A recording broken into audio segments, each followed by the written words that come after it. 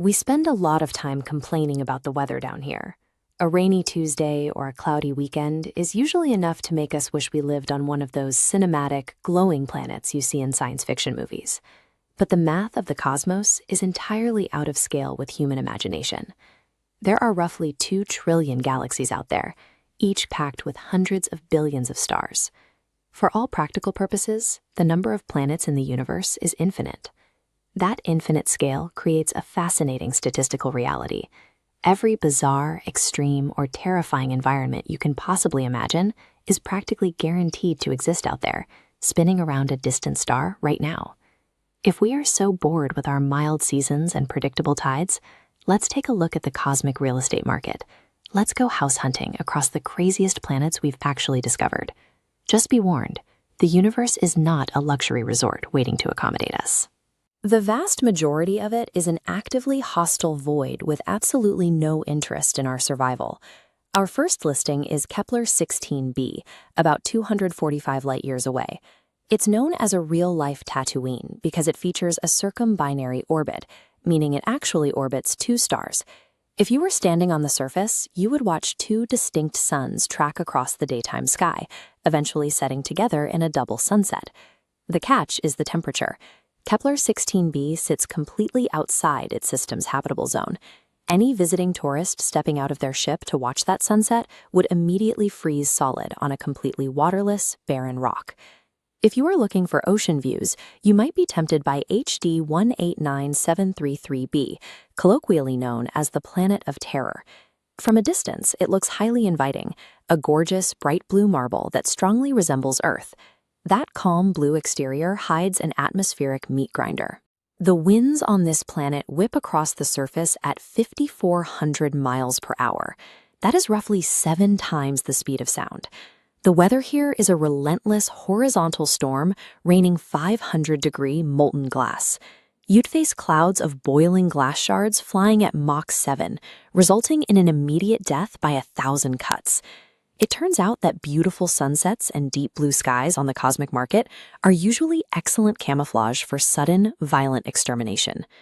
For those who prioritize scenic views over safety, we have J1407b, widely known as Super Saturn. To understand it, we have to look at our own Saturn's iconic ring system. Super Saturn's rings are an incredible 640 times larger. If you swapped out our Saturn for Super Saturn, its rings would dominate our entire horizon. They would reflect so much intense sunlight that they'd be intensely visible every single night, completely dwarfing the full moon. Eventually, the novelty of giant rings wears off, and you just want a practical place to live. That brings us to Kepler 186f, a world 500 light-years away. Astronomers often call it Earth's cousin because it's only 10% larger than our planet and sits comfortably inside its star's habitable zone. This chart shows the critical difference. While our sun's light peaks in the yellow and green spectrum, Kepler 186f orbits a much cooler red dwarf star.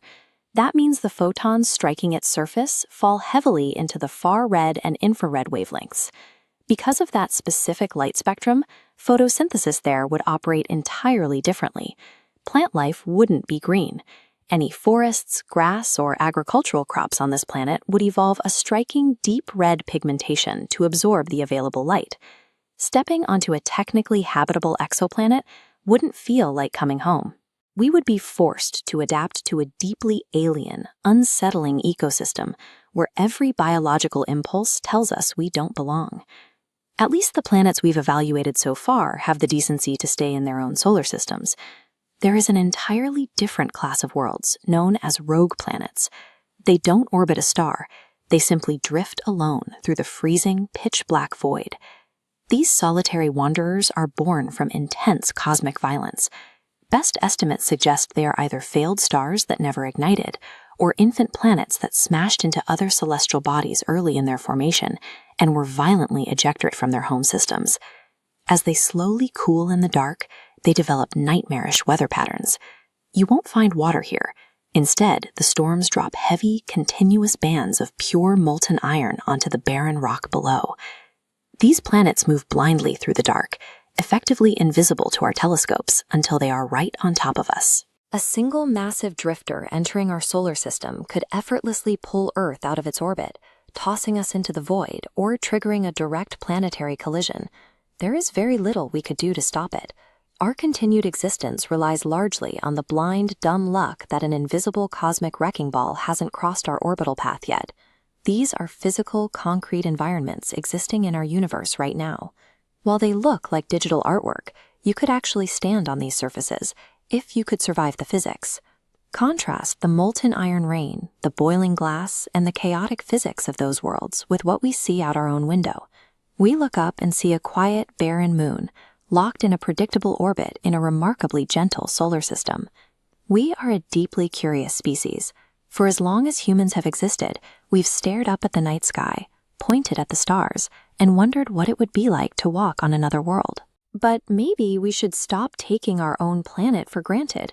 Instead of complaining about a boring, mild Tuesday on Earth, we can appreciate the statistical miracle of standing on the only known rock in the universe that isn't actively trying to kill us.